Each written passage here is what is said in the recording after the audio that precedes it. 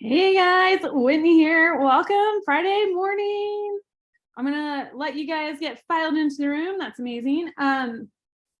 Apologies, I had some Zoom drama this morning, so had to get the login changed and all that. But thank you guys for hanging here with me. We are gonna get started super fast. All right.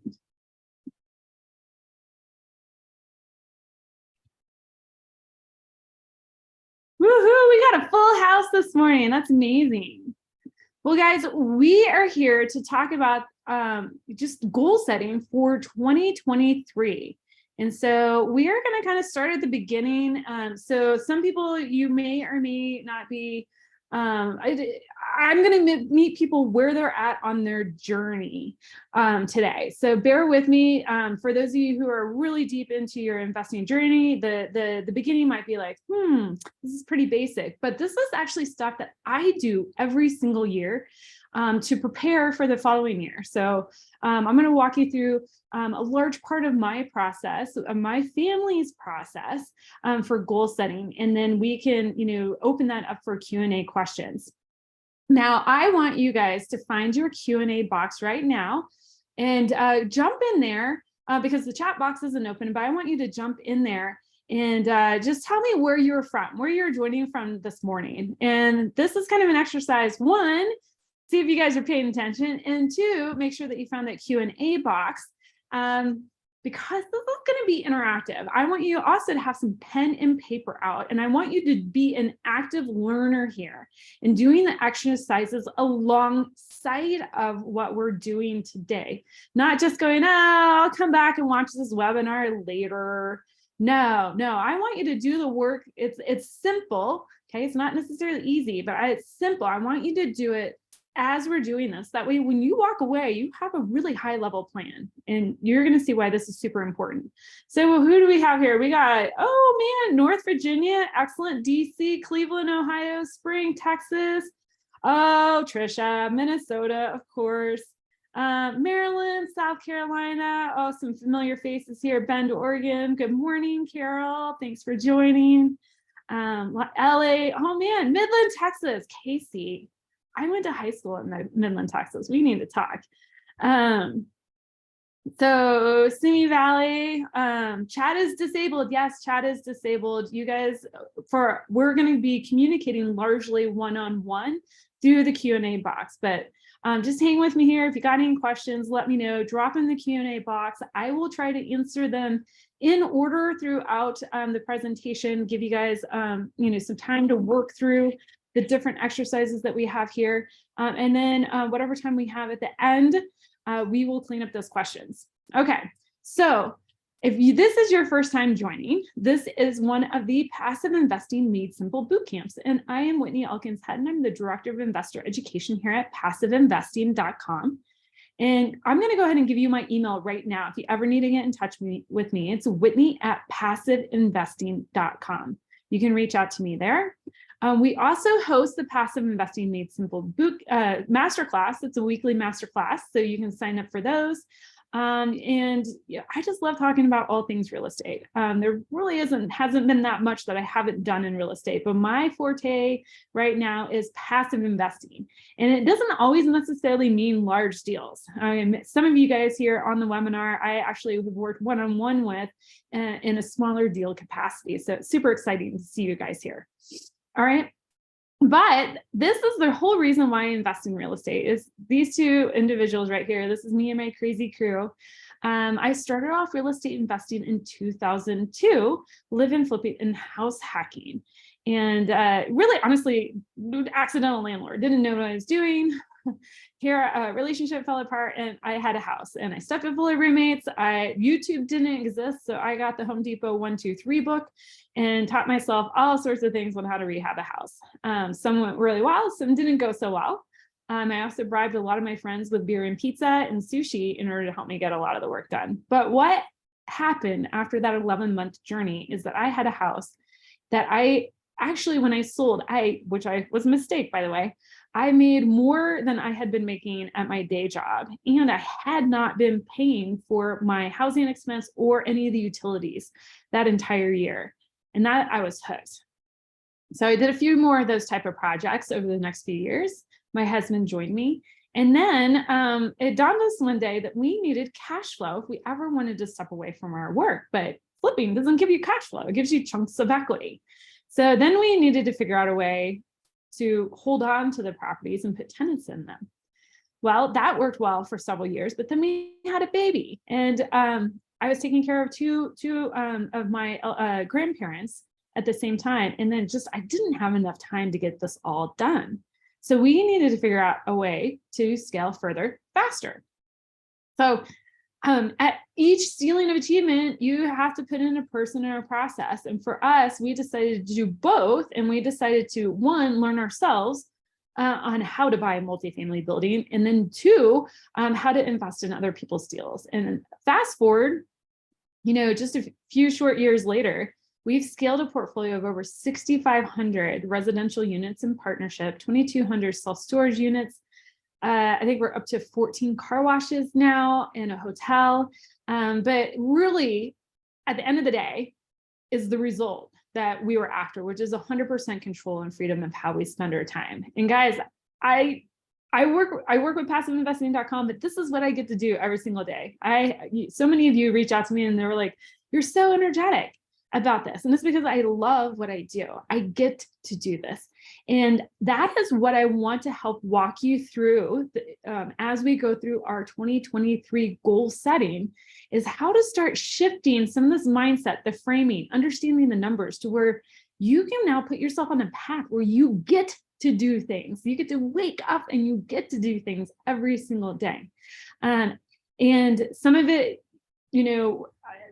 hopefully you'll achieve financial freedom at some point in time, but there are some milestones along the way that can just make this journey so much more empowering. But just so you guys know, we can actually help you achieve this goal here at passiveinvesting.com. This is the only time that I'm going to bring this up. The rest of it, we're going to be 110% focused on you and what you need, but we can help you scale a portfolio like this that can help you achieve some of these freedoms in life. All right. Okay.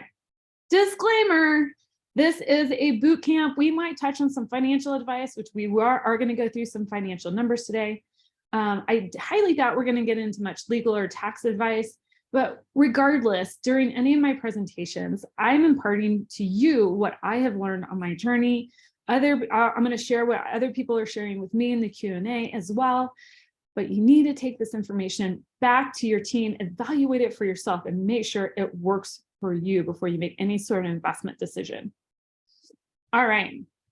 So give me just a second. I'm going to clear the Q&A. It is so amazing to see so many people from all over.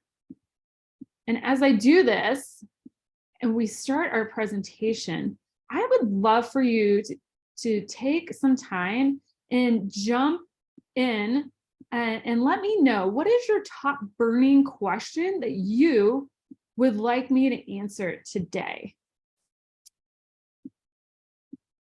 Well, sorry guys, it's taking me a minute to clear the chat. But I want to know, that way I can kind of craft the conversation to you and what your needs are. Oh, we've got somebody from Boulder. Hey guys, Boulder. Hopefully the internet stays up today. It's been pretty windy. Oh, will I be recording the session? The session is being recorded. And you can always come back later, but Mr. or Mrs. Anonymous attendee, make sure that you're taking notes. This is a workshop. This is for you to work alongside us, ask your questions now. That is the power of joining one of these workshops. All right, awesome. You guys are starting to drop in some of these questions. Now, remember, this is a workshop focused on your goals, your financial situation, how we can move you forward and make 2023 the best year ever. Some of these questions here are more centered around, how do I evaluate a deal? We will not get into that today, but if we have time left over at the end of the Q&A, I will tackle whatever questions we have, and I can point you to some resources. So hold on for that. All right. So first, let's talk about it. Money. What is money? Okay, money is a tool. Okay, it is not the destination. It is a tool to help us get what we want. All right. So I really have to drive this home because a lot of people are chasing deals right now. They are chasing yield. Okay. And that's fine. We need to learn how to do that. We need to learn how to operate or evaluate operators, markets, and deals, okay, to be an effective investor. However, we have to also know what our goals are before then, because otherwise, if we don't understand our goals, we can chase anything, but we don't know when we actually have arrived at what we want to have out of life. All right. So let's talk about why people don't succeed in achieving their goals in life. Okay, or their financial goals more specifically. Okay, now, how many of you guys have heard this before? In order to reach your financial goals, you only have to spend less than you earn, save, and invest the difference. I've heard that too. That has been a huge, it's wise advice. Now, my daughter and I, over the course of this year, we read The Richest Man in Babylon together. Okay, and this is only half the equation. If you want to reach financial freedom, financial independence, you know, have money work for you as a tool so you can get what you want out of life. This is only half of what you need to do. The second half, what you need to learn how to do is then reinvest for compounded growth until you reach a critical mass of money and investment capital that creates the annual income that you desire for life. All right. So many people have a hard time just spending less than they earn and saving. And they're actually missing out on the two most critical steps for them to ever have financial freedom and financial independence, okay, and live the life that they entirely desire. So really, honestly, I could kind of mic drop and say, if you understand this formula, we're done, right? This is what you need to be able to do. But again, that's not like how I operate. I want to kind of start digging through and showing you the mechanics, and then also showing you how to calculate these numbers for yourself. So this is taken from a presentation that I went to with Tony Robbins, the money machine life cycle. And I had to share this image with you. This is essentially showing you how the above statement works, right? You have to bring in money, okay? You're going to invest it. You're going to put in an investment that kicks out some income. But instead of consuming this income, as I say with my daughter, we need to invest and have our investments make babies, okay, our money make babies. And then we have to reinvest our investment babies and have them make babies, okay? Until such time we have a critical mass of money. And when we have that, now we can start consuming the cash that is being thrown off, okay? For those of you who built businesses before, what is the first thing you do when you start getting cash flow coming in from your business? You reinvest it to grow the business. This is the exact same concept that we need to learn how to do with our personal investing, all right? However, so many people have no idea what it is they need to live off of, or to be independent from their job, or to have the lifestyle they desire, nor do they understand what critical mass that number is, how much critical mass they actually need invested at what percentage capital or investment return amount in order for them to perpetually live off their investments. Okay, we are going to get to the answer of that today. All right, so why do most people fail? Is because one, they don't have a definition of what wealth is. And here's the tricky thing, guys. Wealth means different things to different people. Okay, we are going to talk about money and some freedoms that are components of wealth, but my definition is going to be different than your definition. My calculation of what I need for my goals is going to be very different from yours. So that's why I encourage you to walk this journey with me today. They fail because they don't have a target. They don't know what the numbers were. They don't know what kind of investment capital they have. They don't know what they need to live off of. They don't know how much critical mass they need to amass in order to have financial freedom. If they don't know what wealth is, if they don't have a target, then it just becomes too hard to achieve. They kind of walk away. They give up, okay? For some people, they just never prioritize that. They never prioritize this. Guys, this is a hard thing. I know. I'm so proud of you guys for showing up for yourselves today. It is December 2nd. We're already in the holiday season. I know it's so hard for people to show up during this time. This is an amazing time as you're sitting down and reflecting over the course of the year, spending time with family and friends to actually focus on these things. Okay, make this and yourself and your family a priority.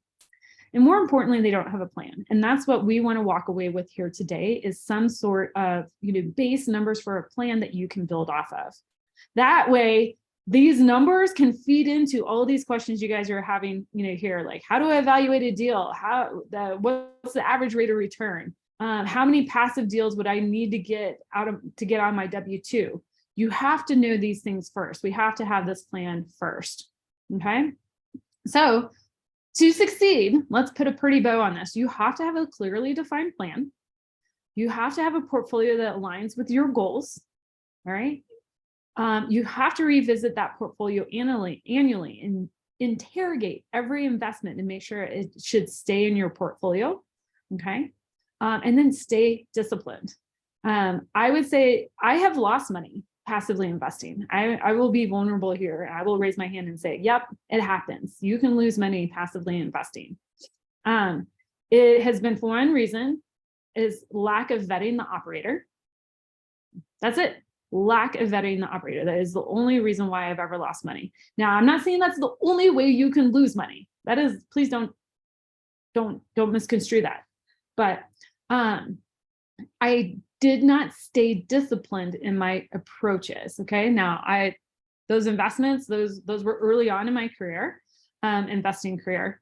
And I should say, again, it just led to not being disciplined in my approach. Now, guys, for those of you who are here hoping that we're going to completely change topics 180% and go into vetting markets and deals and operators, I want to give you a tool right now.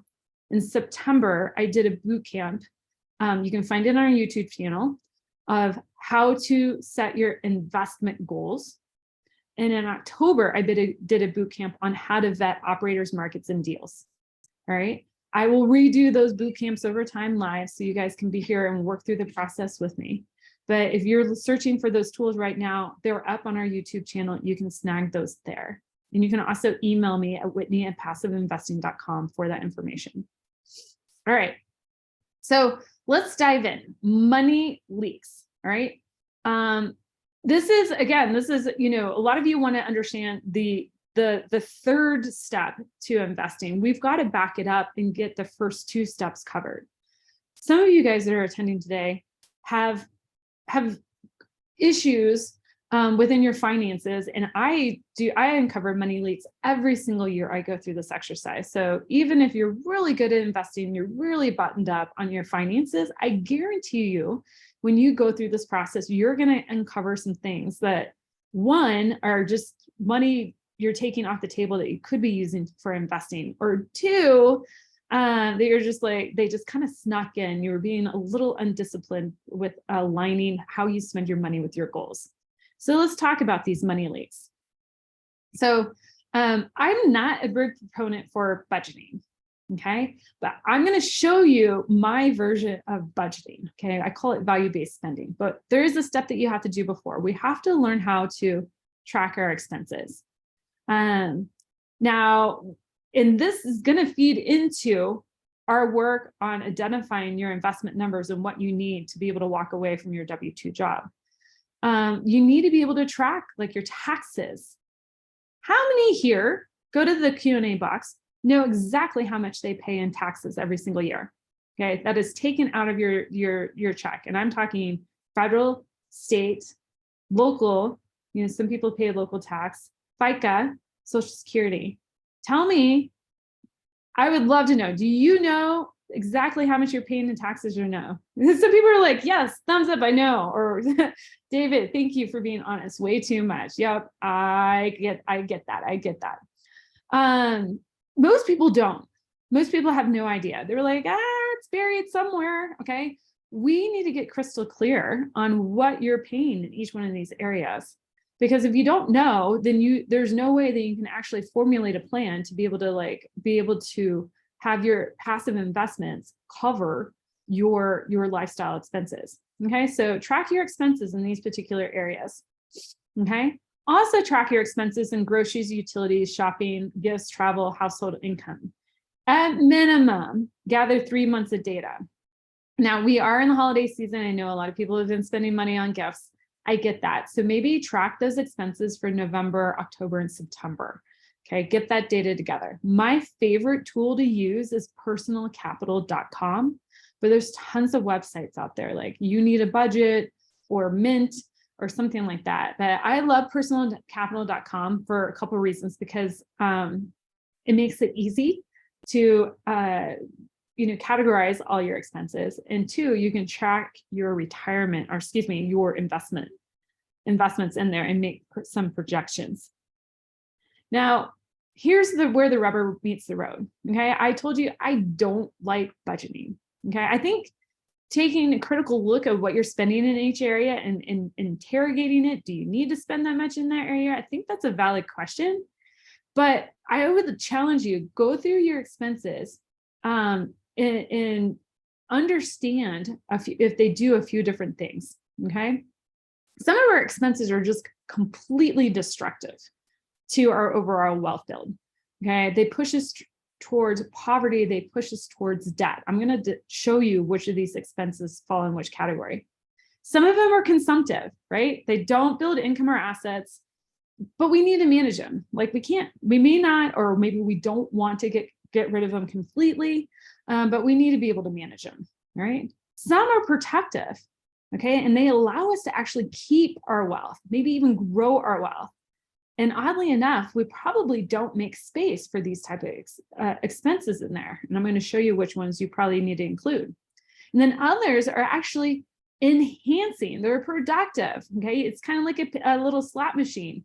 If you put $1 in, you're going to get more than $1 out. Okay, so those are expenses that we want to keep on our profit and loss statement, so to speak.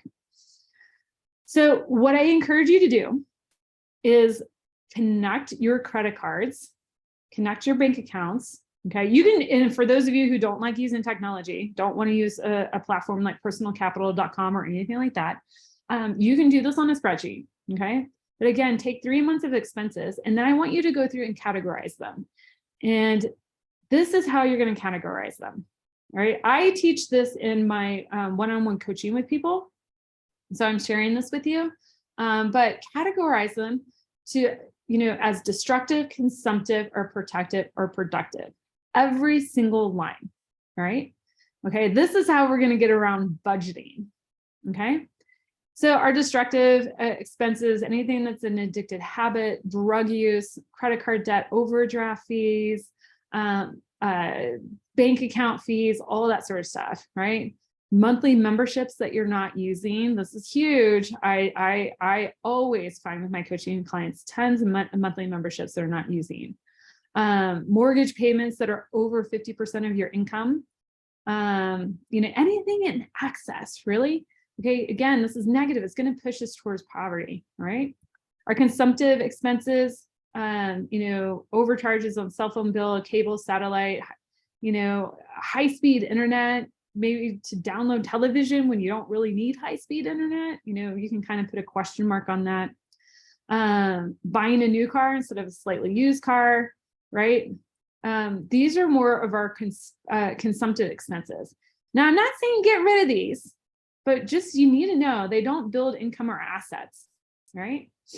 Here in this, you make sure that you're not pay all cash for them. Don't put them on a credit card and pay them out over time. Pay all cash and make sure they're okay expenses as long as you're managing it. Okay. If you're not achieving what you want in life, guess what?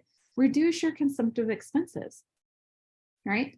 Protective expenses. Okay. These are going to be like our liquid savings, life insurance, disability insurance, medical insurance. Okay. Emergency preparedness.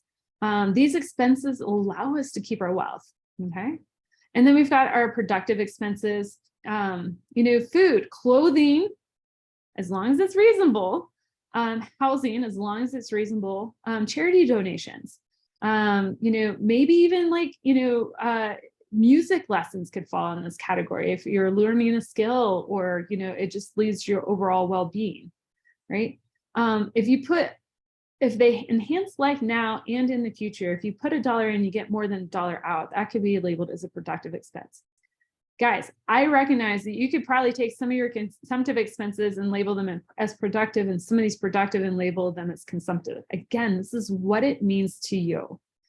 And I'm going to give you another exercise here in just a second to help you kind of figure out these different categories if it's a little muddied. All right.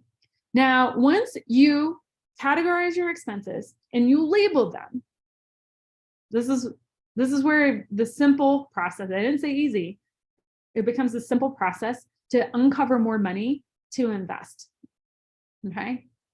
Anything that's labeled destructive, get rid of immediately.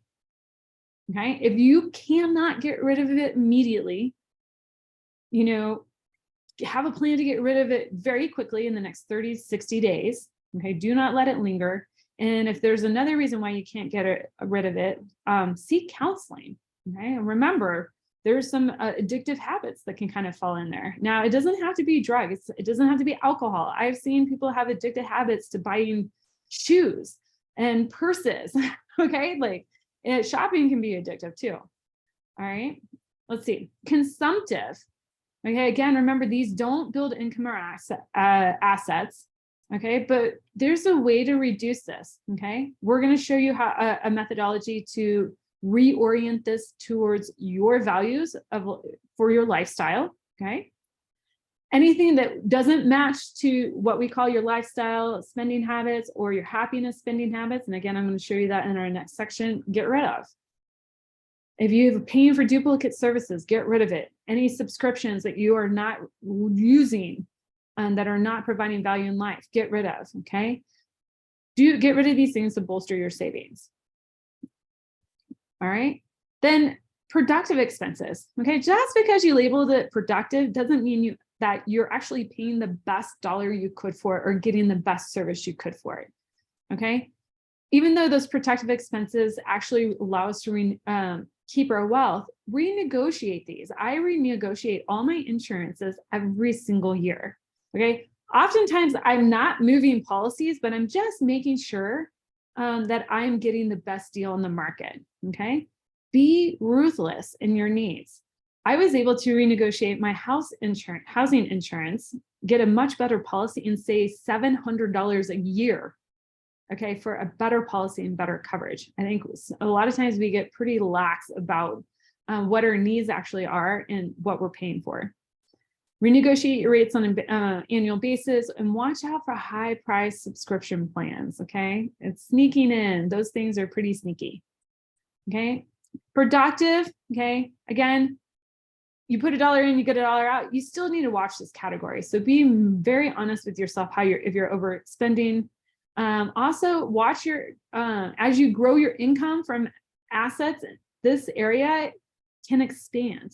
All right. So if you're starting off, here's a good example. If you're starting off as a real estate investor, and you have purchased, say, like a single family property, maybe you just need a commercial liability. This is not a recommendation. It's an example. Maybe you just need a commercial liability policy and a good property manager to help you mitigate risk on that property.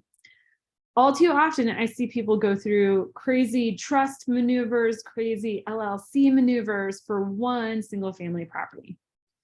Same thing on the passive investing side. Sometimes people are getting started passive investing. They're like, oh, I need to have this huge legal strategy or this, accounting strategy before I can ever make my first investment. All right. Maybe you get to 5 or 10 investments and now you think about the LLC or something like that, right? Like now you think about the larger expenses because now you have more income coming in to actually cover that. Your risk is greater, so you can spend more money in this area to actually mitigate that risk. All right. Again, this is not advice. I'm just pointing out that you can allow your expenses to scale with you, but you don't have to go full out in the very beginning. All right, guys, I'm going to take a quick break. I'm going to scroll through the questions that have come in. If you've got a question on this area, drop it in now. Let's get it answered.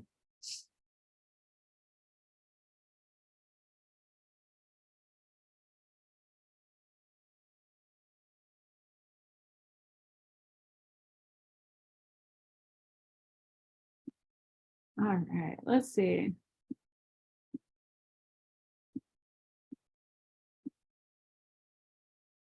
Ooh, okay. Let's see. I tried to use using personalcapital.com, but couldn't find the best way to enter LP investments or business interest. You can do a manual ad of the investment and track it over time. It's not, personal capital is not good to track returns of manual investments.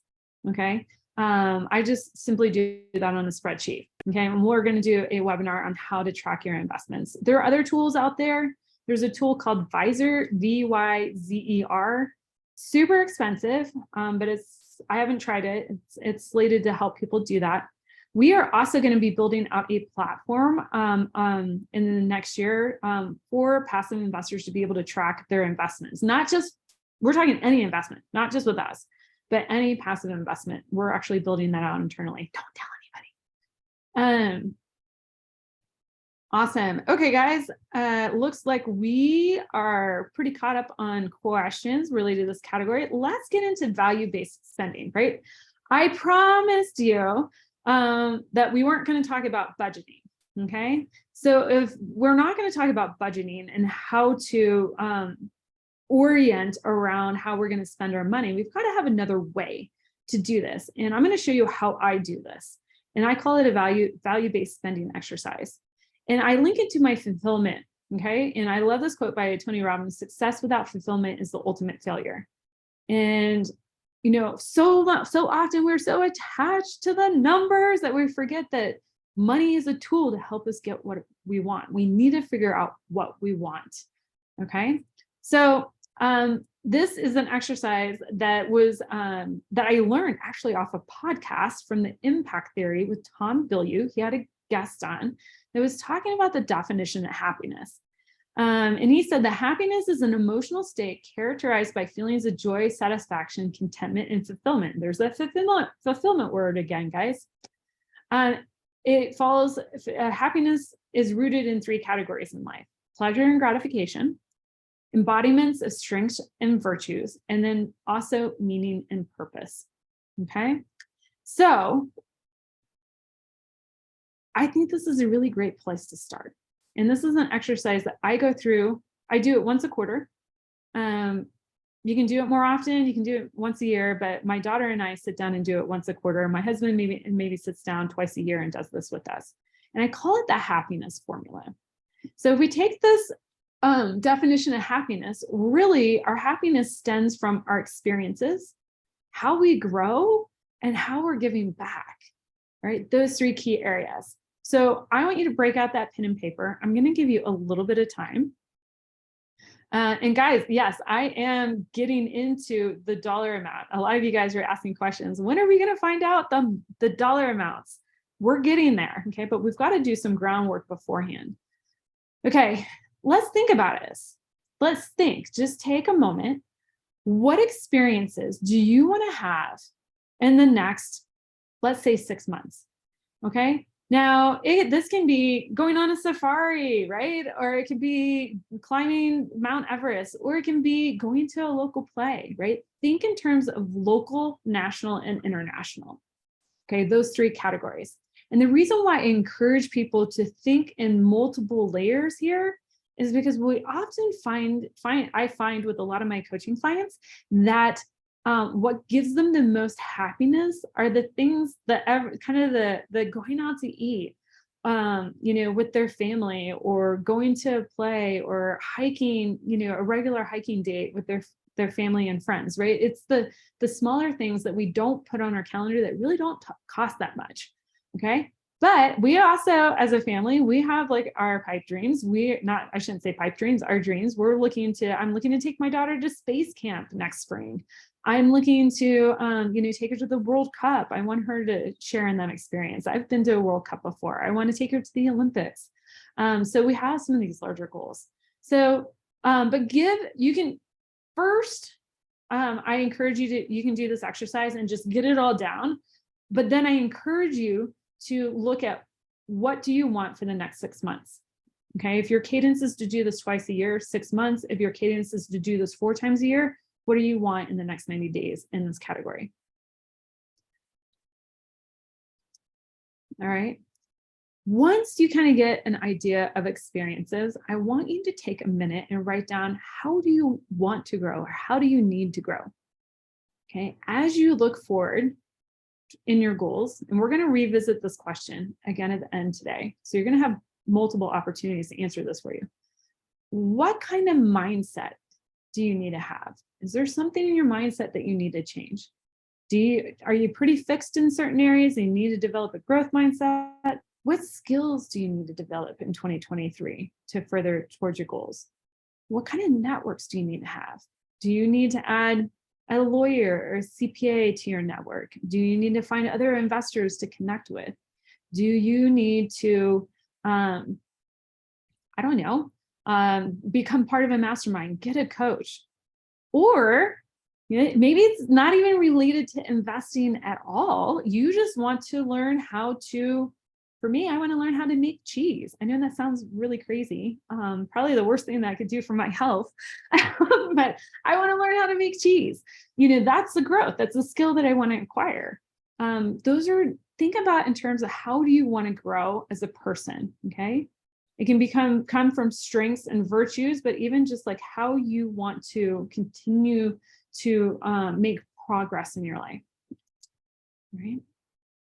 Now I want you to take a minute and write down, how do you want to give back? I think people don't give this as much credit as they should. And it doesn't have to be in money. It doesn't have to be in time. It can be in knowledge. It can be large, it can be small. I consider one of the greatest ways that I can give back right now is to be with my child and in her schooling as much as possible, because how many lives is she going to impact as she grows? All right, we're talking exponentially here. How maybe you want to give, make some end of the year donations. Maybe you have a goal on how much you donate annually. We look to donate at least 2 to 3% of our total net worth annually. Okay, so these are just certain ways to contribute, and there's nothing too little and there's nothing too big here. But really just think about in terms of time, money, and knowledge. Okay, do you want to start a podcast? That's what I love doing here. I give back with my knowledge. This is huge contribution for me. Okay, take a minute and think about these things. Okay. All right, if these are the 3 categories that are going to help impact our happiness moving forward, all right, we got to do 2 things. First thing, we've got to cultivate our environment to make sure that this all flourishes. Okay, I'm going to show you how to do that. And the second thing that we need to do is actually go back to what we're spending and ruthlessly interrogate those consumptive and protective and productive expenses. And if they don't align with our experience, what we want to experience, how we want to grow, and how we want to contribute, guess what? Get rid of it.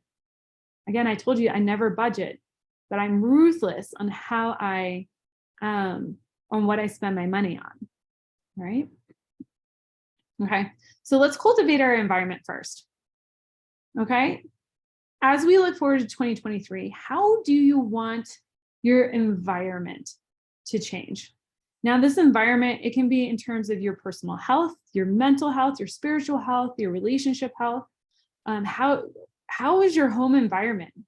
If you're working from home, or like, do you just need things to be better at home so it's more of an oasis for you to go to? How is your work environment? Okay, take a minute and think about this here. How can you step into your best self into 2023? Health-wise, do you need to lose a few pounds? Do you need to join a gym? Do you need to stop going to the gym because you don't use the membership and find a different way to exercise? Has there been a nagging joint pain that you've been ignoring that you need to take care of? Guys, I'm asking these questions because I had to ask these of myself here about a month ago. And this is the best time of year to really sit and reflect on this. Spiritually, emotionally, are there relationships that are kind of a drain that you need to give a little hug to and just like let go. Okay, maybe not like cut this person out of your life or the relationship out of your life, but maybe just so you can create space, okay, and become a better person. Is there, do you need to level up your friends and those people you hang around with so you can achieve your next level of financial goals or happiness goals in life? Okay. Your home environment. For me, I had to rearrange our home because now I'm working from home and our daughter's schooling from home in order to create 2 offices in our house as opposed to just 1. And we finally, as soon as we finally took the dive in to do that, life is so much easier. Okay. The next part of this are the people. Okay. We already touched a little bit on this when we talked about the mental environment. But as we move forward, who are the people in your life that can help you achieve those things that are on that first list, that happiness list, or that will help propel you towards your goals? Again, do you need to find a group of investors to hang around with? Do you need to be in a mastermind? Do you need to find a coach? Do you need to find a mentor?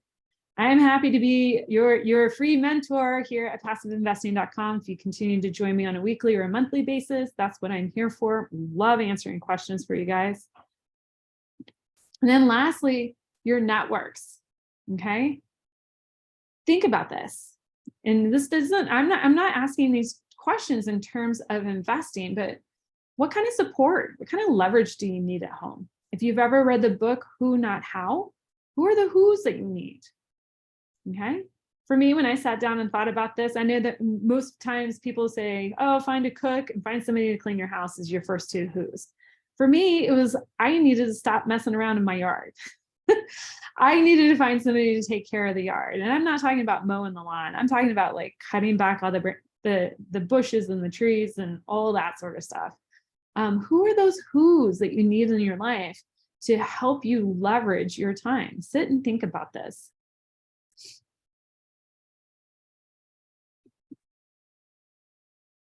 Okay. Now, as you work through this, if you guys, I understand we're going through this pretty quickly, but we've got a ton of other information to cover here.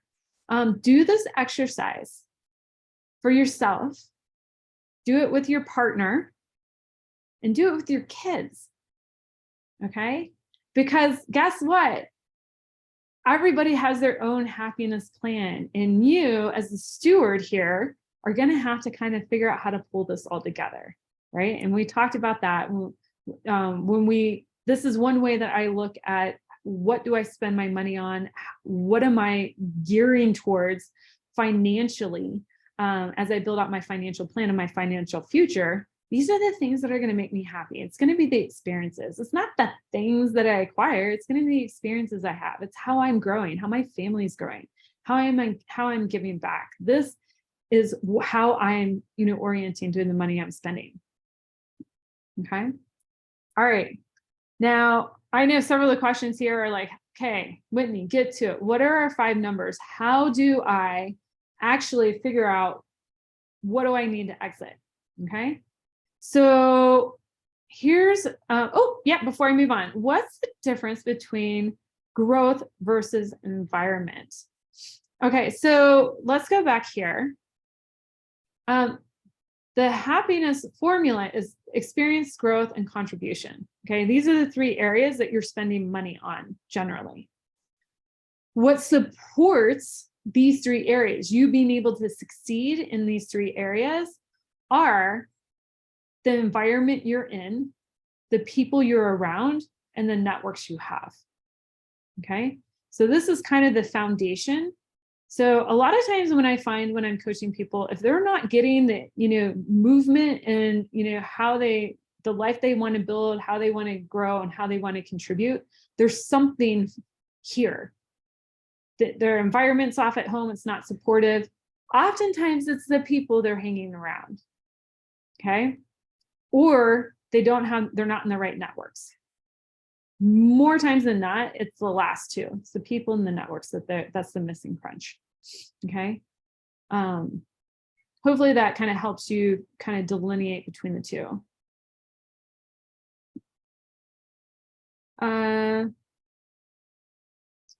Oh, we were talking about, the question came in, looking forward to your passive investing tracking app. If you don't mind, what is the spelling of the other online tool? It's Vyzer, Vyzer. Again, not a recommendation. I have never used it before. I have taken a look at it. It looks a little expensive, but for those of you who are just not spreadsheet savvy, totally get it. That might be something you want to check out. All right. So we've talked about how to track the expenses. We talked about what happiness is. We've talked about how those three areas of happiness, that becomes our filter that we send, we go to spend $1, okay, through, right? Now we've got more money because we've reorganized, tracked our expenses, and we figure out all the destructive and consumptive expenses we can cut. We've gotten those out of there. Now we have a filter, a good filter to send anything that we're spending money on through. Okay, if it doesn't help us propel ourselves in those categories, we need to really interrogate whether we want to spend money on it or not. Okay, now we got to get down to brass tacks on actually understanding where are you on your path to financial freedom, and where do you need to go? What is your next logical step? All right, so I love this quote. If you don't have a plan for your money, someone else does. All right. So let's kind of like tackle this, right? What is the plan that we're going to have for our money? Now, if you guys joined me on Tuesday, I talked about the 5 freedoms in life. Really, when we are passively investing, we are trying to tackle one of 5 freedoms in life, if not all of them. We're trying to achieve these: financial freedom, location freedom, time freedom, choice freedom, and impact. We are spending largely our time today on financial freedom. But we are going to have you think through the other 4 categories. That way, I want you to set some goals in these other 4 categories so you can continue to push your progress forward in 2023. So financial freedom, it's a journey. Okay, there are many milestones. You don't, all of a sudden, it is hard for me to go from 0 to working on financial freedom because there are 3 steps in between. Okay. I've seen, remember, why do people fail? Because they don't understand the journey, they don't have a plan, and they give up because it's too difficult. All right. So we are going to lay out what it takes for you to hit each one of these milestones along your path. Okay. So it's kind of like, how do you eat an elephant one bite at a time? Okay. So the first step is making sure that you're financially secure. So let's define that. What is financial security? And it's having enough cash to cover these expenses below for 1 year. That's it, just 1 year. Okay, what does this look like, guys? It looks like your reserves, your emergency reserves. Okay, now your emergency reserves might be 3 to 6 months. I mean, you hear that all the time in the news and the literature and online. But true security is being able to have enough to cover 1 year. Now, a question came in, where do I keep my reserves? I'm going to save that for the Q&A so we don't get too sidetracked, but don't let me get away without answering that question. I'm not talking about keeping this in cash. I'm just saying you need to have enough accessible liquid that you can get at it for 1 year. And that is to cover your rent, mortgage, your household, or your food, just those basic household expenses, right? Toilet paper. We saw during COVID, everybody needs toilet paper. Okay, it's very true. Utilities, transportation. Okay, don't lose sight that you need to cover your auto insurance with your transportation costs. Insurances. Okay, basic insurances like health, home, stuff like that. Okay, for most of us in the United States, for a household of 4, our basic needs are probably covered somewhere between $40,000 to $45,000 annually. Now, guess what? That's going up each year with inflation.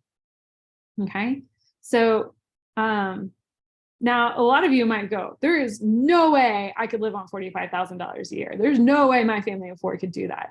Again, financial security, you're not going out to eat, you're not traveling, you're not doing there are no going out to the movies, there's no frills. This is just like you keep the lights and the heat on and you have a roof over your head.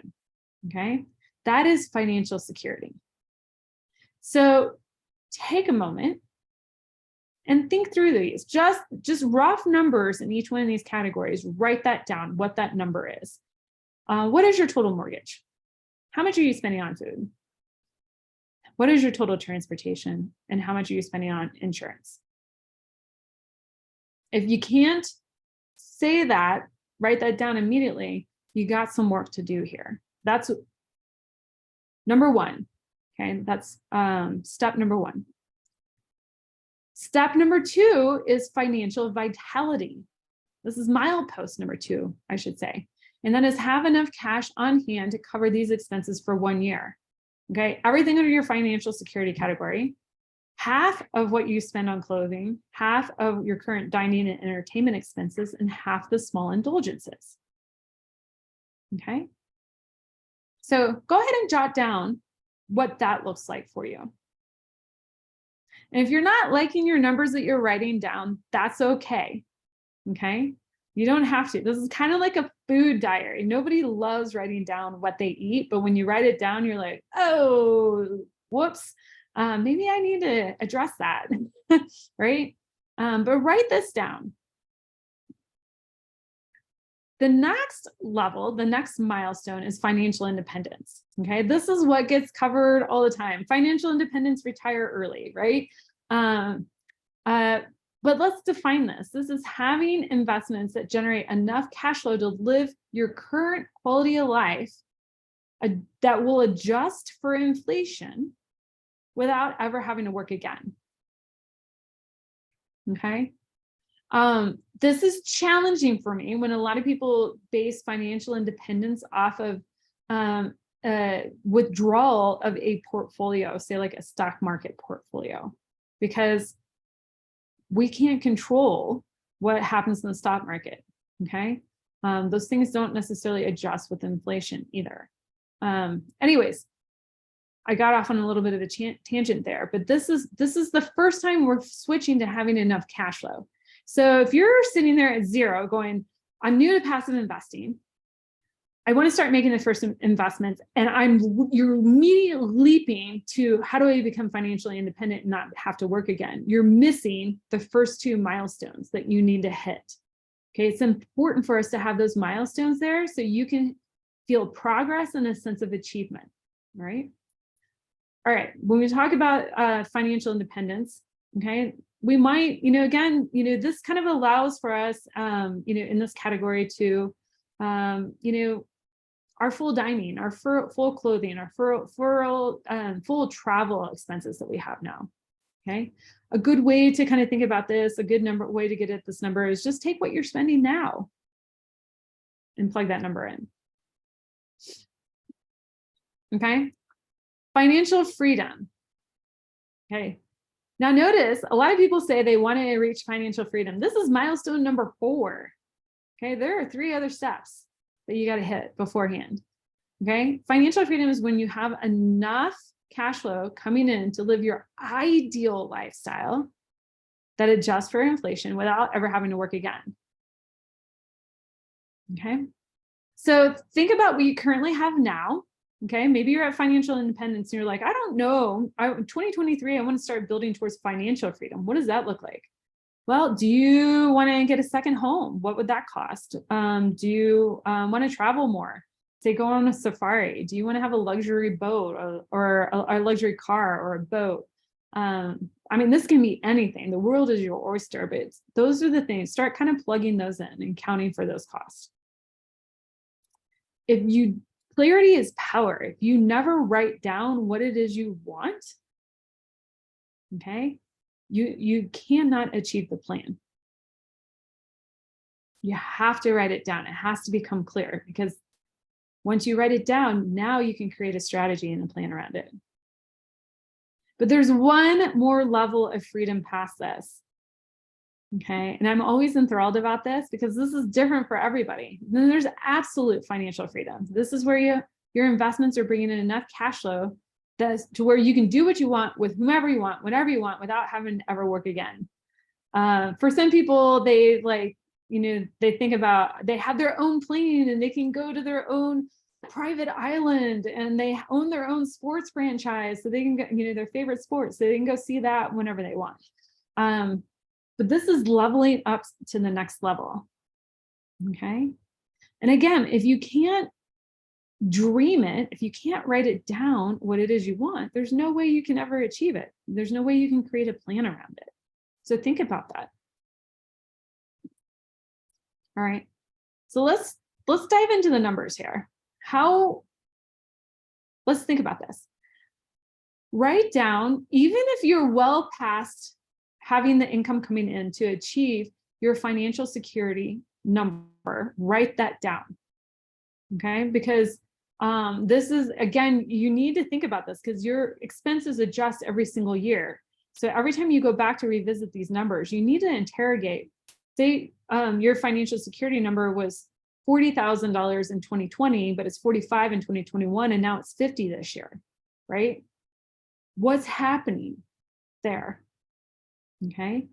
You need to be sure that you're adjusting your numbers along the way every time you go back and do these calculations. Your financial vitality numbers. Remember, this is our financial security number when we're peppering in a little bit of clothing, a little bit of small luxuries and indulgences here. Half of what you would spend on that. Just, your life's starting to expand a little bit. Write that number down. Financial independence. This is where cash flow is covering all of your expenses in perpetuity. Write that number down. What are you currently spending on your current lifestyle? And then write down your financial freedom number and your absolute freedom number. All right. Now, if you don't like your numbers, okay, there are three things that you can do. One, you can decrease your spending. You can go back to that tracking your expenses category and decrease your spending in other areas so you can reallocate money to the areas that you really want to spend in, right? Okay, you can increase your income. Number two, okay? This is where you're making more passive investments, all right, to be able to bring in more income so you can accelerate your growth build. Remember at the very beginning, we talked about our investment babies making babies. Okay, that's how I talk about it with my daughter. But that you are continuing to reinvest all of your capital, all of your earnings until you hit critical mass. Okay, so essentially what I encourage people to do until you hit financial independence, you're continuing to reinvest everything until you hit financial independence. That's where our critical mass starts. Okay. Or three, I told you there's three things you can do. You can do both of those. Increase the income, decrease the expenses. All right, a question came in. How do I know how many investments that I need to have in order to be able to walk away from my W-2 job? Well, this is where the rubber meets the road. You need to figure out when is your exit. I encourage most people, your exit shouldn't really come till if you're going to solely rely on your passive investments, your exit doesn't really come until you hit financial independence, financial freedom. Okay. Financial independence, where do you want to be when you exit? Do you want to have your current lifestyle or do you want to have your future lifestyle? Okay, that's entirely up to you. I mean, for me, I exited somewhere in between the two. Okay. That dollar amount is what you are going to need to replace with your investments. And so you're going to continue to take as much as you can from your current W-2 and from your investments and reinvest until you hit that critical mass and you're free. And I'm going to show you how to calculate your investment capital needed here in just a second. Okay. So how much do you need to amass in order to exit, right? Well, there's a couple ways that you can get out of this, okay? So you can take what you currently have invested. Say you have $1 million invested and you're going to multiply it by your investment rate of, let's pretend it's 8%. Okay, that's giving you $80,000 a year. Not too shabby, right? Okay. That is your current annual income. All right. And then you can take that 80,000 and divide it by 12, and that's what you get monthly. I gave you a couple different parameters here. Let's say you invested you have 1.5 million invested, and it's only invested at 6%. And that would be kind of like our rehab wallet, first position note fund. That would yield $90,000 a year, $7,500 a month. Okay. For some people, they're like, bonus, amazing. That covers everything. I'm financially independent. Other people are like, at $7,500, I'm just barely financially secure. Okay. So again, these numbers are all relative. But if you took that same $1.5 million and invested it 10%, with like our preferred return with our car washes, now you're earning $150,000 a year, and now $12,500 coming in a month. Okay. So again, this is where it's all relative. You have to understand your investment rate comes with risk. Okay. It comes with risk. So you have to understand the investments. You have to be able to vet the operator, the market, and deal. That's where those other two boot camps come in vitally important to you. Okay. So take what you think you need. Okay. Let's say somebody want to give an example of how much they're trying to earn per month. Drop it in the Q&A box. What is your goal for earning? Guys, want to do the math for you. Drop it in there if you want help with this. Okay. So, all right, 30K, Casey, is that 30K a year or 30K a month?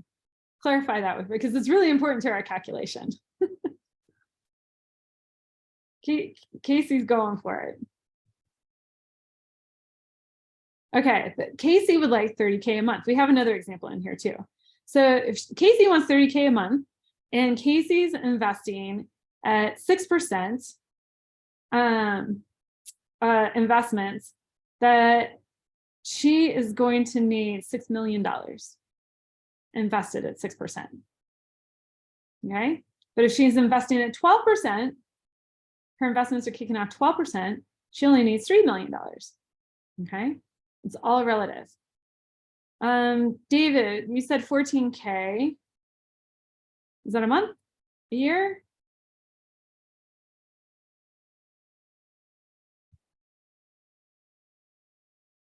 A month. Okay, great. So David needs $14,000.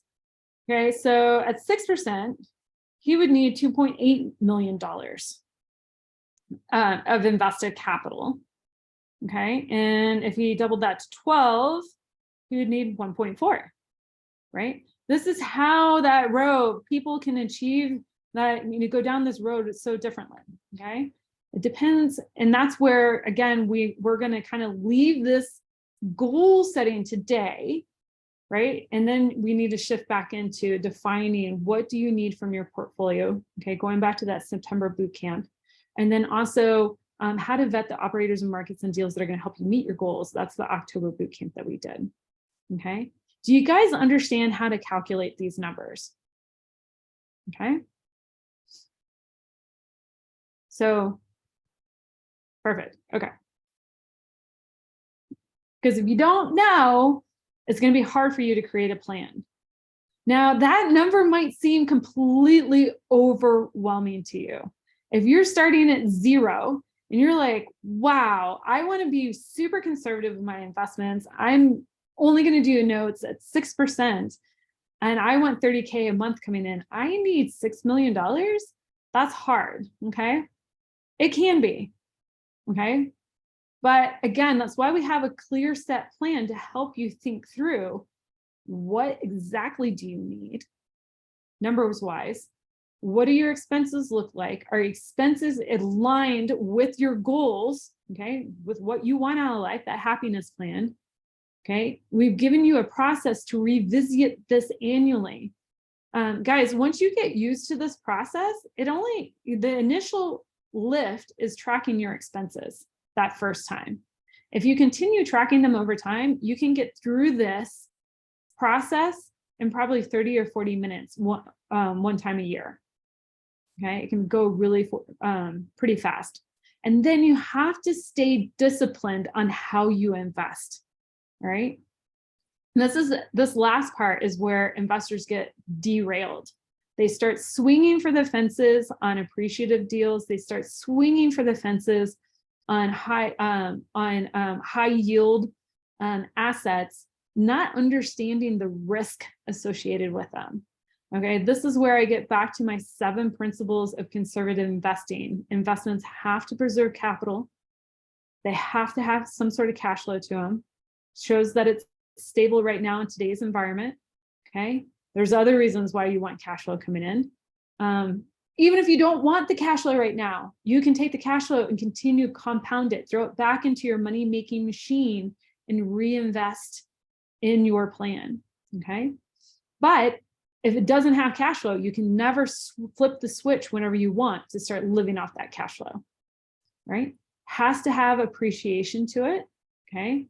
Market appreciation, okay, is cooling off right now. So we need to have other forms of appreciation, forced appreciation or tenant pay down equity built to it. Has to have tax benefits, right? We have to be able to shield our number 1 expense, which is our taxes, right? So those are the top 4. And then I look for great ways to use leverage, okay, nice, safe leverage on deals.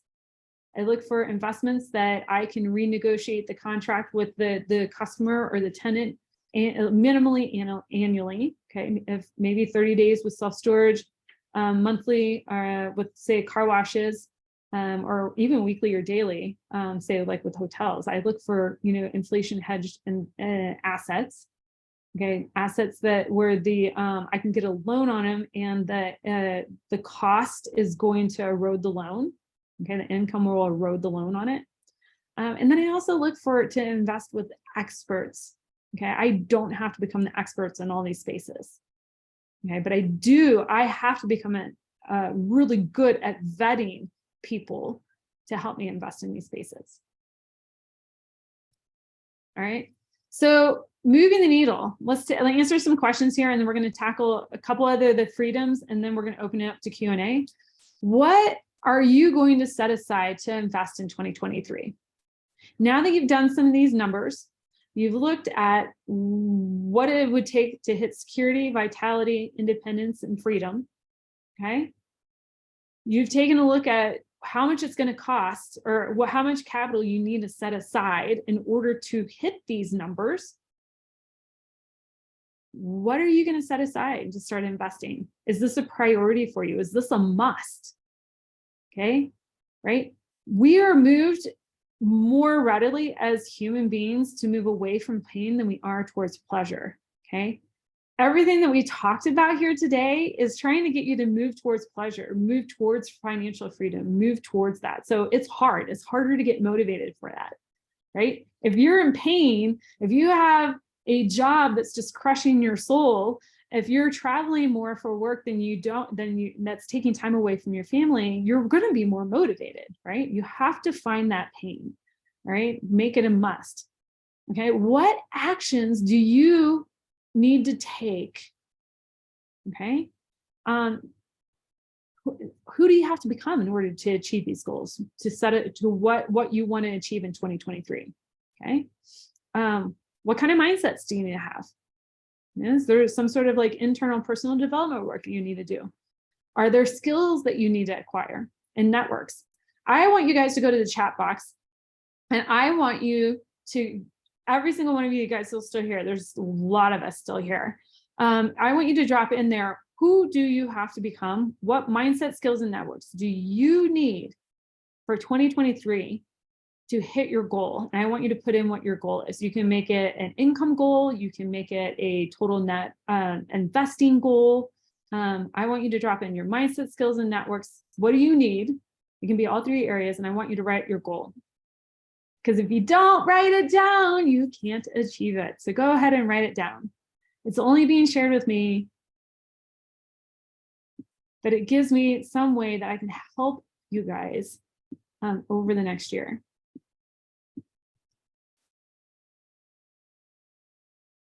Oh, there's some really great goals coming in. Okay, okay, awesome. We have somebody's goal was to make $1,000 a month in passive income. That's a great baby step. That is a great first step. Okay. Who do you have to become in order to get that done? Okay. Somebody wants me to recap the 7 principles again. Capital preservation. That asset, whatever you invest in, has to preserve capital. It cannot go to zero. You can't. Warren Buffett's rule number 1, don't lose money. Rule number 2, see rule number 1. It has to have cash flow. Okay. Okay. Maybe the cash flow grow is just a little bit at first and it grows over time. That's fine, but I need cash flow now. Okay. Essentially what this does for me, it eliminates development deals for me. Okay. If you're still going towards financial security, okay, and financial vitality, this is not the time to swing for the fences. This is the time to get really disciplined and basic. If you're like in the financial, well into financial independence, freedom, and absolute freedom, yeah, you can take some hits if a development deal goes wrong. That's fine. Okay. I like cash flow. Appreciation. Is there some sort of appreciation involved here? Okay. I don't like relying entirely on market appreciation. I want to see some other business plan that's going to force the appreciation in the asset. Tax benefits. Smart use of leverage, very important right now. Okay. An inflation hedge. Okay. If you're in real estate's an inflation hedge. Okay. Not all investments are inflation hedge. And then if you're investing passively, well, actually, if you're investing at all, you need to invest with an expert. If you're not going to be the expert, you need to find the expert to invest with. Okay. Those are the 7 principles. Ooh, get over analysis paralysis and leverage a mentor's experience to speed up the process. That's amazing. Okay. All right. So we're going to I'm going to cruise through these because I already did a webinar on Tuesday on this, but the other freedoms in life. These are other ways that you can move the needle in 2023. It doesn't have to all be about finances, right? We looked at our experiences that we want to have, our growth that we want to have, and our way we want to give back. Okay. But as you're trying to move yourself to unlock freedom for yourself, what do you have to do to become more location independent? Okay. Again, there's tiers to everything. If you're in an office, can you work at home for more? Or if you're at home, can you travel part-time or work remote, right? Like, how can you start like creating more freedom for yourself with your location of work? Time freedom. Okay. Again, there's tiers for everything. There's a whole scale here. How can you start maybe setting your own schedule or moving yourself to a flexible schedule? Or maybe you switch jobs and you're in a job where you work when you want. Okay, you just have to hit KPIs, but you generally work when you want. Or are you ready to step out and be a full-time investor and have your business run itself? Okay, choice freedom, attention, how you spend your attention. Okay, time and attention are non-renewable resources. Once they're used, they're gone. Okay, you can't get them back. Okay, are you gonna, become an entrepreneur in your work? Okay, where you're more focused on your own projects versus working on somebody else's projects. Okay, are you going to work on your own business? Okay, passive investing, having a portfolio of passive investments is a real estate business. Okay, you are creating your own real estate business. Okay, or are you going to choose your own work? How are you going to scale yourself there? And then what I consider one of the most ultimate freedoms is impact freedom. Okay, how are you going to choose those outcomes that you want to achieve? That's what we've been doing a lot of work on here today. And then how can you level it up and make those outcomes larger than you? Okay, and this is where we get back into our contribution. We talked about experiences, growth, and contribution. That's where we get back into that contribution. As your choice and your time freedom expand, now you have more time and attention that you can give to contribution. You can actually create more of an impact in people's lives. Okay. So again, why do I always come back to the 5 freedoms? Why do I always talk about creating leverage with passive investments? Is because when you have to work, you lack control. And when you get to work, you have multiple areas of control of your life. All right. So let's talk about the questions. Some of the next steps here is we've got a few different questions in here that we're going to tackle. We got 12 minutes. I'll have you guys out on time. I'm going to clear up the Q&A box. Any suggestions for health insurance? And I'm going to take this as a question that maybe you're trying to transition, out of a job, and what do I do about health insurance? It's not, I'll be honest, it's not something that I completely mastered yet. But there are MedShare programs out there. There are health co-ops. Okay, they're not necessarily insurance, but it's a group of people, generally from like a faith-based group. They come together and they co-op their money together. And then, when one of the members of the co-op has a medical issue, they can file to have the co-op pool of money pay for their procedure. Those tend to be pretty intense underwriting of the member as they come into the co-op. There are really well-known, well-run co-ops, and there's ones that are not well-run. So you do need to be pretty, do due diligence on that. But that's kind of a different way to self-insure. So number one, you could self-insure your own health insurance, save your cash up front, have a pool of money just for that. Number two, you can go into some of these co-ops. Number three, you can buy into a private health insurance plan. There are brokers out there. It is something that is a perk at work. That can kind of feel like one of those golden handcuffs, right? We as Americans, and I don't want to say it's only Americans, we really truly do not understand the true cost of healthcare in the United States. It's painful as it is, even with health insurance, but when you go to like pay cash for procedures, it can be kind of an awakening. I know for me, I've experienced that. I've had a couple. I had a mountain biking accident, had some injuries to my arm, and I finally went to go see a doctor that was out of network, not covered in my plan.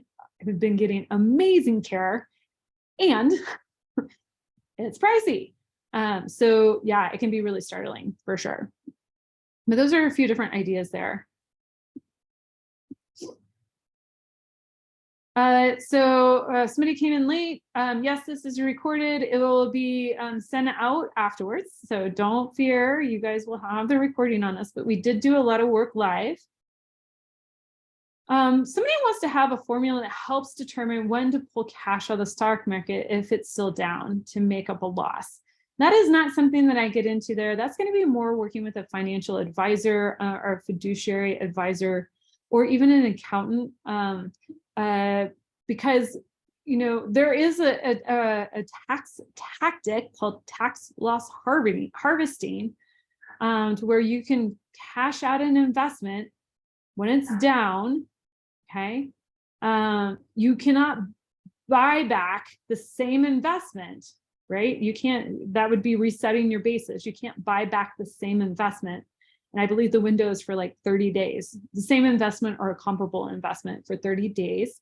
But you can take that loss and use it to offset other gains, capital gains. If you, and I'm not an accountant, guys, double check this with your accountant. They can help you, walk you through this. And you can suspend those losses, say like you don't use all those losses, you can suspend them moving forward in time on your tax return. And I think you can suspend $3,000 a year. That might have gone up since the last time I've done it. I haven't been in the stock market for over 5 years. But that is a tactic that you can use, but it's not really a formula for how to like take money out of the market. I think at some point in time, here's the thing, guys, you have not lost money in the stock market until you sell your shares, right? Because you still have the same number of shares, right? The value has gone down on them. So if you believe the value will then increase and go back up, okay, well, there you go. But that's going to take time, right? It's going to take a lot of time to, if you've seen a 50% decline in the stock market on your portfolio, it's going to take 100% return to get back up to just where you were, right? So that's why a lot of people, once they understand real estate, how it works, how you get paid, multiple pillars of growth here, they're like, oh, I'm going to get off that stock market ride.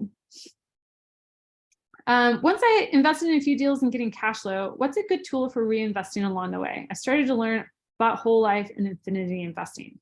Okay, so for me, I'm going to stop the share here, and I'm going to go back to probably the most critical slide that you guys should take a look at here again, and that is going to be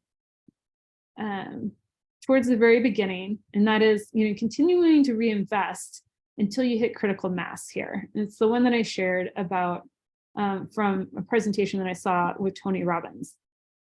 And I just thought it was just, it's not novel, it's just I thought it was very well put together, okay, visual. Okay, so I can't tell you what to invest in, okay? I would do, first start with what you know and you're familiar with, and then branch out from there. I'd also start with one thing. Don't get distracted. I know a lot of people, investors come in, they're like, oh, I want to invest in multifamily, self-storage, hotels, and car washes all in 1 year. And now you're having to learn 4 different verticals in year 1. Start with one. And most people, the reason why they start off with multifamily is because you understand the house. You maybe have lived in a multifamily building. Maybe you've had rentals. Okay, that's tangible, right? Once you understand multifamily, from there, I see a lot of people branch out to self-storage or hotels, right? Maybe if you have had a business or you have a strong business background, you understand car washes. That's a great natural progression. Okay, just pick one and continue to reinvest. That is the trick, is to reinvest, okay, and not sit on it. There's an opportunity cost to continuing to sit on your money. For one, you just might spend it, right? Again, the power is your investment babies, right? You put your initial cash in the machine, it kicks out a return, okay? And then most people start spending this pot of money right here. You have to put this money back into the machine at least one more time, for most people like once or twice, to start hitting critical mass. And then you spend this over here, okay, on the right side of the line, okay? Okay, so if you don't reinvest, it's a little easier to spend. 2, if you don't reinvest, inflation's eroding away, money sitting in the bank, you're losing out on return, you're being exposed to an opportunity cost. Okay. Okay, the second half of that question, whole life and infinity investing. So I did a webinar with Chris Larson last February. If you guys want it, reach out to me at whitney@passiveinvesting.com over cash flow life insurance. That's essentially what they're saying here. Cash flow life insurance policies are not an investment. Do not think of them as an investment. They are not an investment. They're a way to store your money in a different bank, a bank that you own. And then you take that money out of the bank and you go invest. Okay, that's what it is. That's the power there. When you move your money into a cash flow life insurance policy, you are now the owner, the depositor, and the borrower. You now fulfill all 3 of those functions that are required for a banking relationship. Okay. Whereas if you have your money at the bank, you don't own the bank. You're not the borrower, more than likely. You're only the depositor. Okay. So you're losing out on some of the other powerful ways to build wealth. Okay. But yes, I love it. I use my cash flow life insurance policy to invest. Love it. Okay. Let's see here. We talked about, how many passive deals would I need to get on my W-2 job? Again, pick one of those tiers: financial security, financial vitality, financial independence. Okay, where are you now? Pick the next tier milestone to work on for 2023. It might take you 1 or 2 years to get there. Okay, pick the next tier. That is now your next goal, okay? If you're already at financial vitality, consider exiting between financial independence and financial freedom, okay? All right, and then just do the math. Essentially do the math. What is the average return of your investments? What are they yielding? How much total capital do you need to have invested?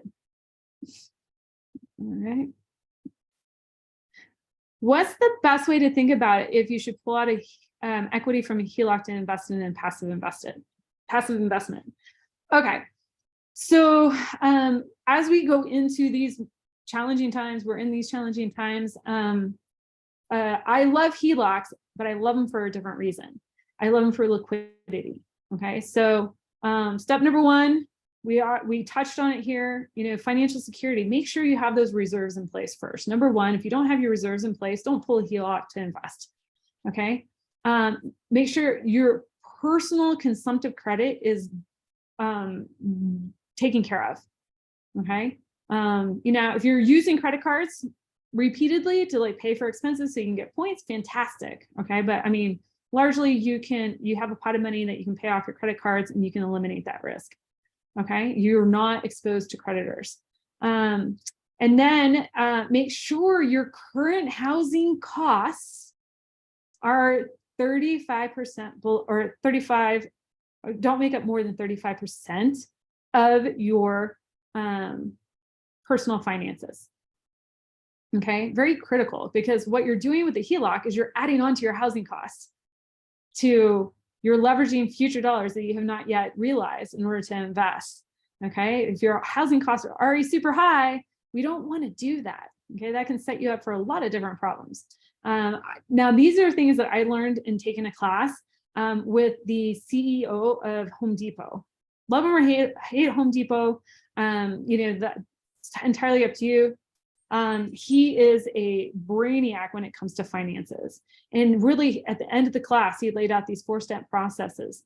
Get these 3 taken care of first to shore up your foundation, moving into this kind of choppy water environment. The last step is then open up your lines of credit.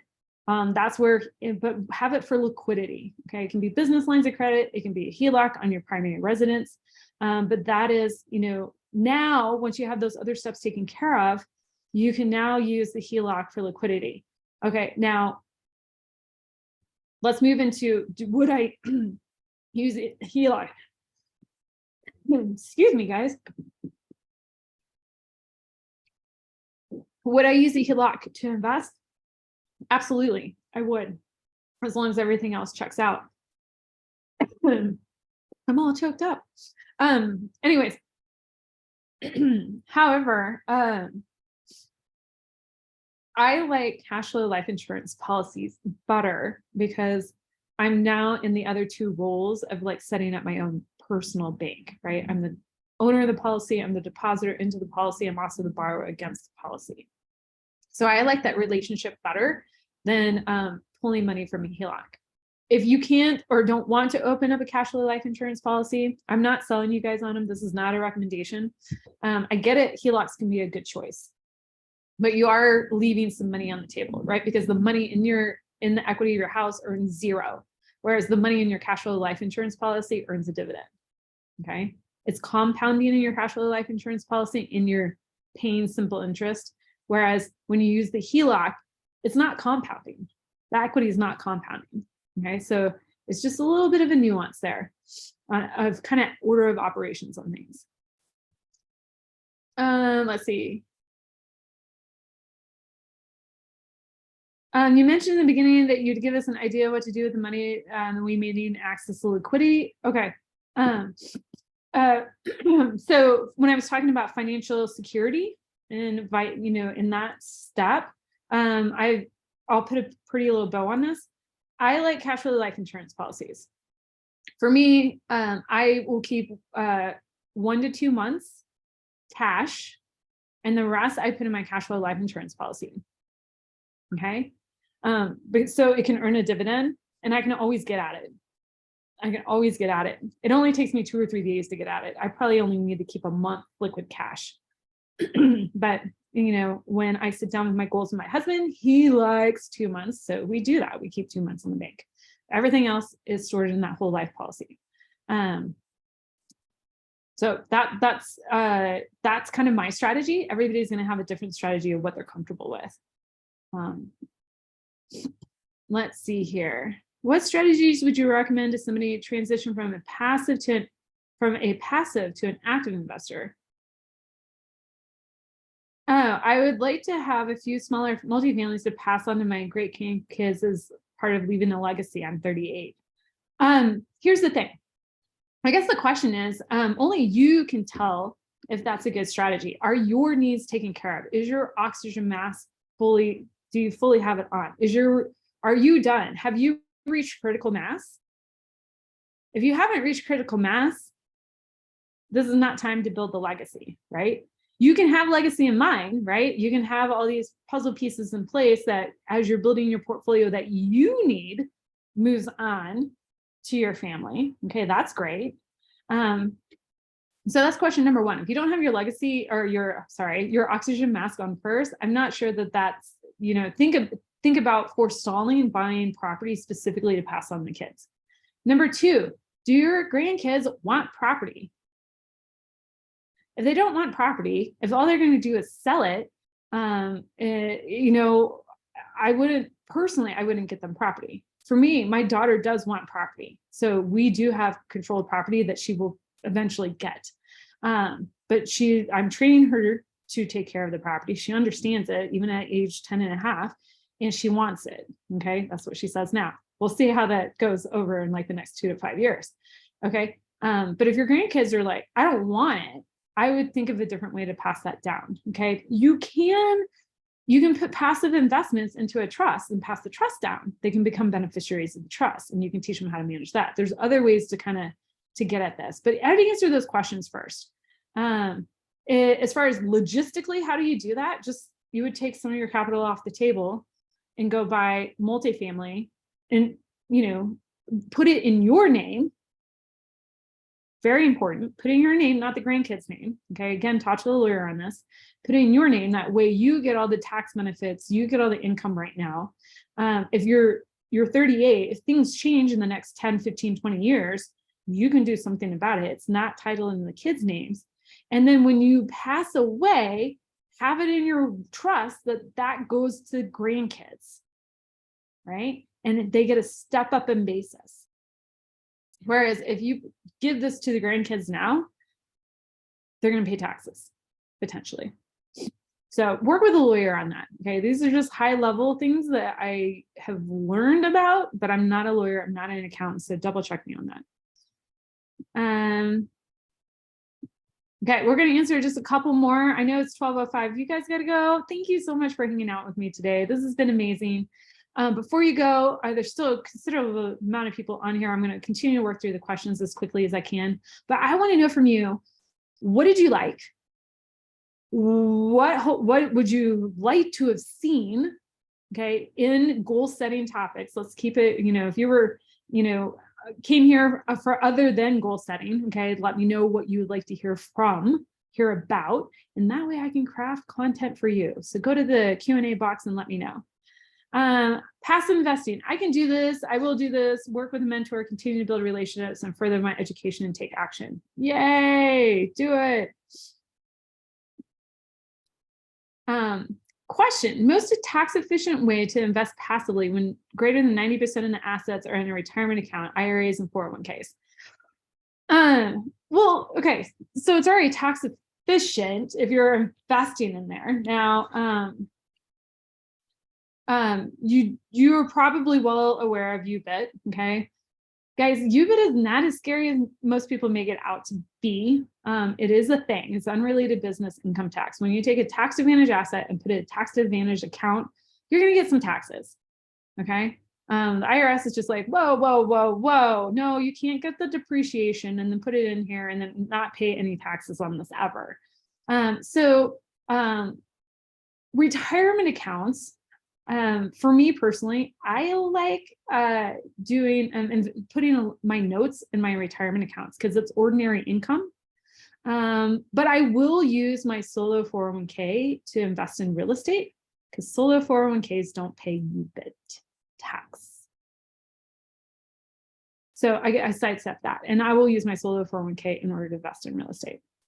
That's the most tax efficient way. I wouldn't, again, I often have this conversation with investors. I'm like, don't let the tax tail wag the dog, right? Like if you invest $50,000 and you're 2xing your money in 5 years, and you're going to have another 50K and you pay $1,500 in UBIT tax, you still made $48,500 in your, that's tax sheltered in that account. That's still great, as opposed to doing what? You wouldn't have made that type of return if you invested in a note, even at 10%. Okay, you're still making out ahead. Okay, there are a lot of people that would love to scare the pants off of you with the UBIT tax thing, but you have to like do the math for sure.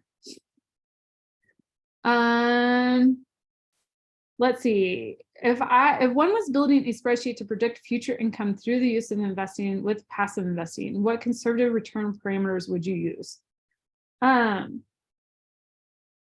So, okay. So, and I'm sorry, the rest of the comment is, for example, term of investment, ARR, IRR, etc. Okay. If you're predicting future cash flow, none of that matters. The ARR, the IRR typically don't matter if what you're trying to do is figure out your future cash flow. What will matter is the pro forma return. And you should see an analysis, at least we do this. We will give you a 5-year projection on income. That would be your predictive cash flow. And then you can use the IRR, okay, or the equity multiple from what you think is how the exit's going to go. Remember, it's a sensitivity analysis. Okay, it's all dependent on what, if we're talking multifamily or self-storage, what the cap rate is. We're talking car washes, it's the multiple of the EBITDA. That's what the exit's going to be. Then you can predict the capital gain coming back based, on the end there, on the back end. So, but if you're just looking at cash flow, you can look predictively over we actually build it out for you in the sheet. You can just take that and kind of plug it into your model. And then you would go to the sensitivity analysis and go, okay, where realistically do I think this asset's going to exit? And that is the IRR, that would be what I use, because that is your true return. That's your return with your capital being taken, the return of your capital being taken account of. Terry, that is a great question. And I think, when we get into our webinar about how do we track our assets, I'm going to kind of table the rest of that for there. But that high level, that's what I would do. All right. Ooh, another question came in. How do I get my spouse involved and excited about real estate investing? First step, I would invite your spouse a lot to sit on some of these webinars with you. Okay, especially if there's a lot of hesitancy. Get them used to understanding what passive investment is. Who are the players? How can you get paid 7 ways at once in a passive investment? Bring them to these boot camps so they can see how these pit up against other investments, and that we're really trying to educate you on how to invest in soundly. That would be kind of the step number one. I wouldn't even say step number one. That's step number 2. Step number 1 is do the work here, get aligned on your goals, and be realistic, right? When we talk about that end exercise, when we talked about our invested capital, I'm going to go down and share that equation. That is probably where you're going to, the rubber is going to hit the road for your spouse. Is like, okay, if we have these goals, if this is what we want, this is how much capital it's going to take to get invested. And if we're earning -2% in the stock market, this is what, we're in a world of hurt. But if we can earn even modestly, like 12, 13, 14% IRR in a real estate deal, then now we're cooking with fire. Okay, I'm going to share that with you guys again, that equation.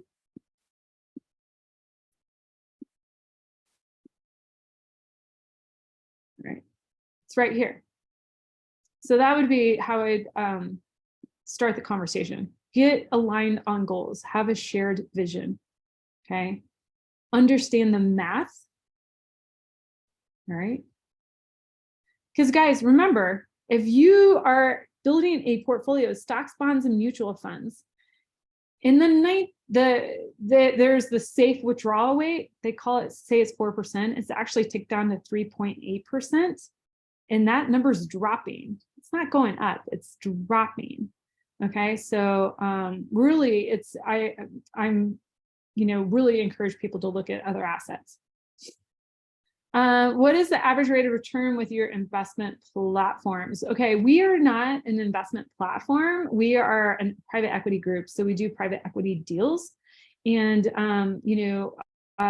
what I would encourage you to do, and I'll drop this in the chat box, is reach out to me at passiveinvestingwithwhitney.com and schedule a time with me, and I can go through all of those different types of our returns. Ooh, it's completely disabled. I can go through all those numbers with you. We can talk about your goals, what you want, and then I can help you understand what would be a good fit for your portfolio. So this website down here, passiveinvestingwithwhitney.com, that'll get you directly to my calendar. But our highlight reel is, our pro forma IRRs are going to be somewhere between 15 to 30%, depending on which investment that you go into. Our average exit to date has been 26.1% IRR, 29.8% ARR for our investors. So, and that's over 3 years. So, we have really strong returns. Awesome. Yeah, guys, thank you so much for hanging out with me. We got 15 past the hour. Dahlia, thank you so much for your generosity, time, and inspiration. You're so welcome. Terry, thank you. Thank you guys for spending the time to invest it not only in your here with me, but in yourself and learning this. I've got definitely some people want to see some spreadsheets and stuff like that. I'm happy to share spreadsheets. So thank you. I'll take that noted. If you guys have any other feedback for me, any other questions, you can reach out to me at passiveinvestingwithwhitney.com. You guys, otherwise, have a fantastic day, and we will see you in January.